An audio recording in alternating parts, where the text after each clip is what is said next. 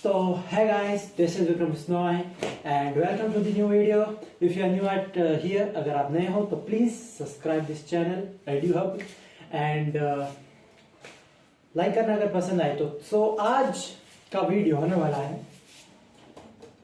Flower के बारे में कि फ्लावर होता है क्या, उससे लगा कि फ्लावर के क्या क्या पार्ट होते हैं. हमारा बेसिक सा यही होगा, हो सकता है 10-15 मिनट का वीडियो, ज्यादा नहीं होगा. तो उसमें हम समझेंगे कि फ्लावर के क्या क्या पार्ट होते हैं एंड डीप में नहीं जाने वाला, ऑब्वियस सी बात है. बेसिक फ्लावर के बारे में पार्ट को समझने वाला है.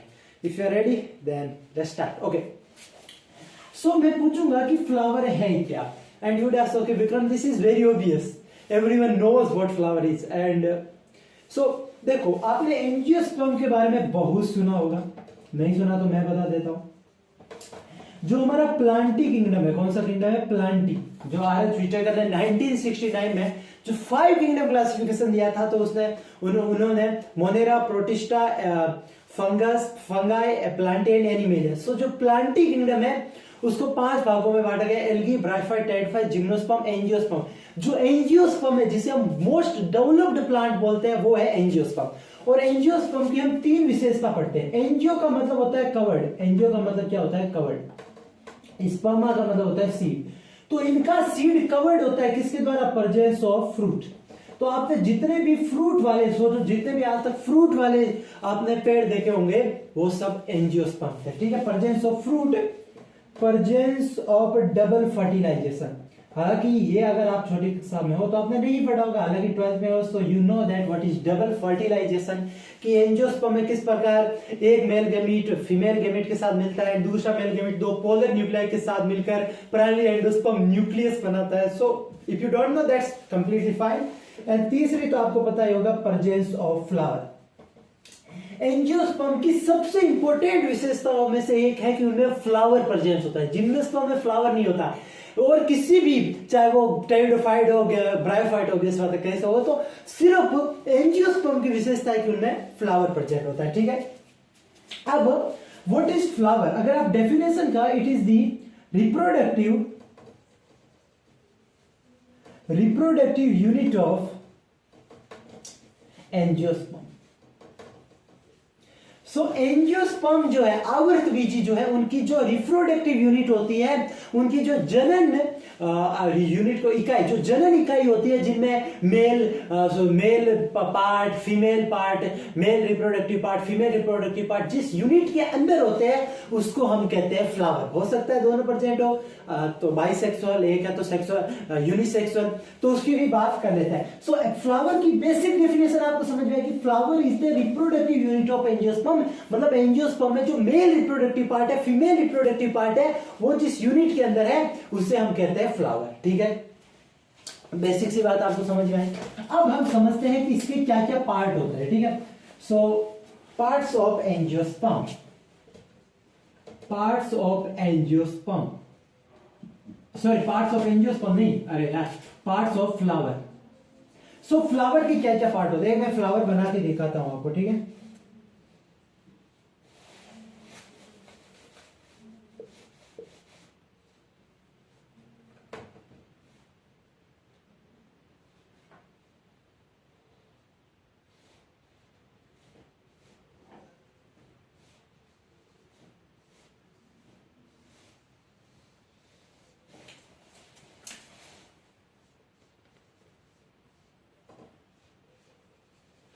तो ये मैंने बेसिक फ्लावर का डायग्राम बनाया. हालांकि मैं सोच रहा था कि क्यों ना एक आपको फ्लावर, कोई ब्रेशिक ऐसी या मस्टर्ड का फ्लावर लेके मैं एक सेपरेट वीडियो बनाऊं.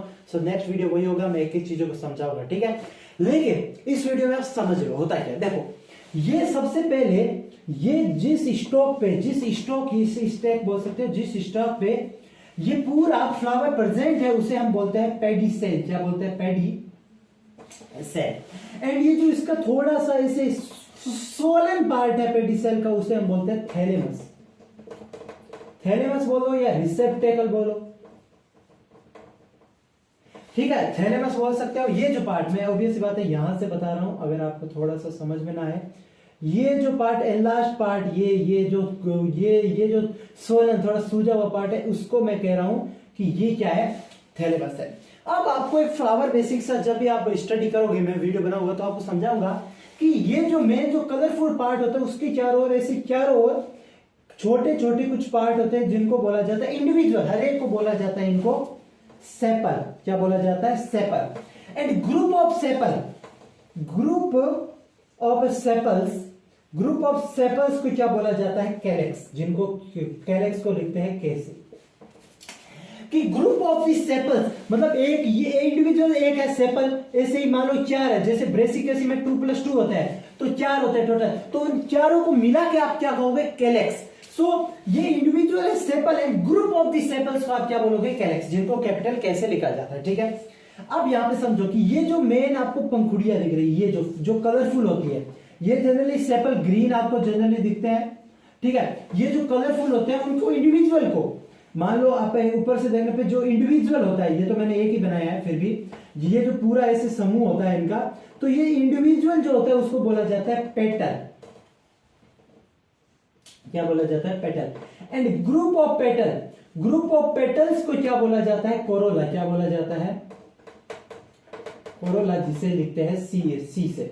सो ग्रुप ऑफ ये पेटल हो गए, देखो पेटल हो गया, एक पेटल, दो पेटल, ऐसे 3 पेटल, ऐसे कुछ कितने भी हो सकते हैं, वो फैमिली पे डिपेंड करता है। जैसे आपने देखा होगा कि 5 होते हैं, आप चाइना रोज की फैमिली है, ब्रेसिकेसी में 4 होते हैं, ब्रेसिकेसी की बात करो तो, अगर आप सोलेनेसी की बात करो तो उसमें 5 होते हैं। सो आप कह रहे हो कि उन ग्रुप ऑफ पेटल्स को, ये जो पेटल्स है कलरफुल जो, उनको बोला जाता है कोरोला। क्या बोला जाता है? कोरोला। ठीक है, अब ये बेसिक्स आप समझ गए। अब मैं क्या करूंगा? इन सबको हटा दूंगा। अब ये जो कैलेक्स एंड कोरोला है, ये जो कैलेक्स एंड कोरोला, जो मैं आपको थोड़ा सा मिटा के दोबारा बता देता हूं, ये जो हमने कैलेक्स और कोरोला समझे हैं, एक फ्लावर में 2 पार्ट होते हैं, एक होता है एसेंशियल, एक होता है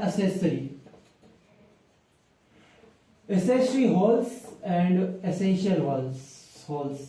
तो देखो ये जो एसेंशियली होल्स थे कौन से? Calyx and Corolla.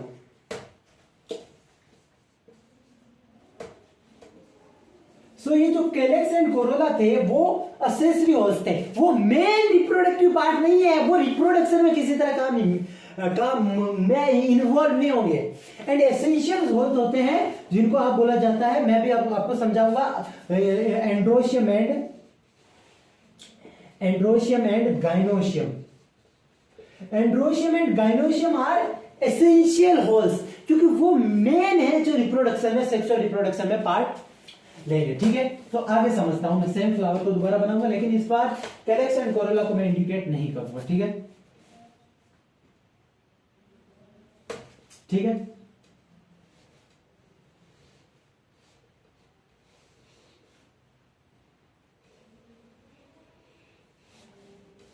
ये आप समझ लेना, थैले में से समझ लेना यार, समझ लेना क्या होगा। ठीक है, थैले में से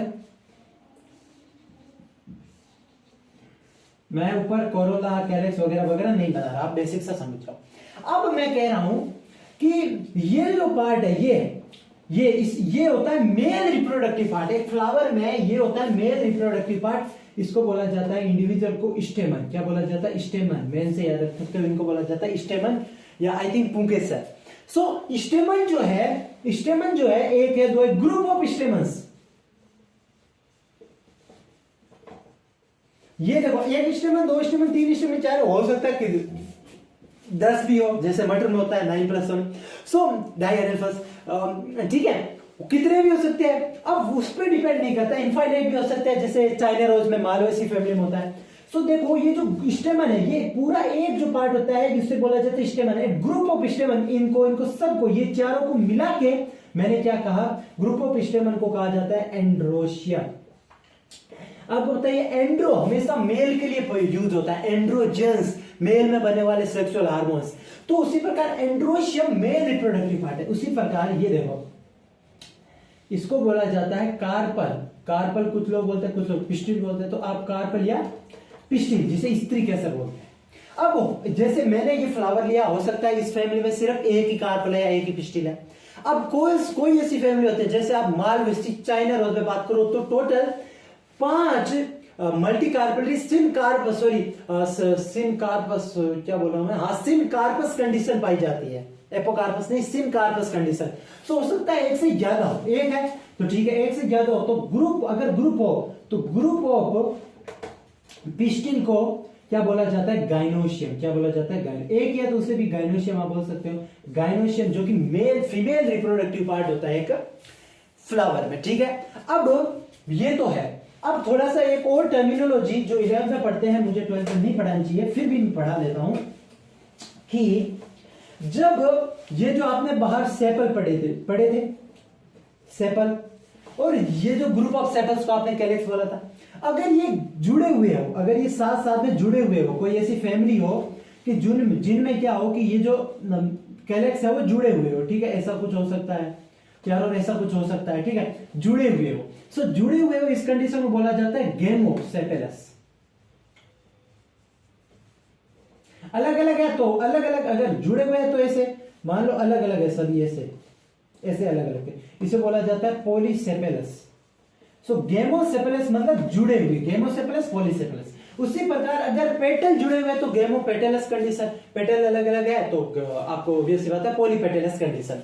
उसी प्रकार और आगे मैं समझाऊं कि अगर स्टेमन्स आपस में सभी ऐसे स्टेमन जो है जो अलग अलग ना होके ऐसे कुछ एक स्टेमिनल ट्यूब और उससे आगे ऐसे निकले,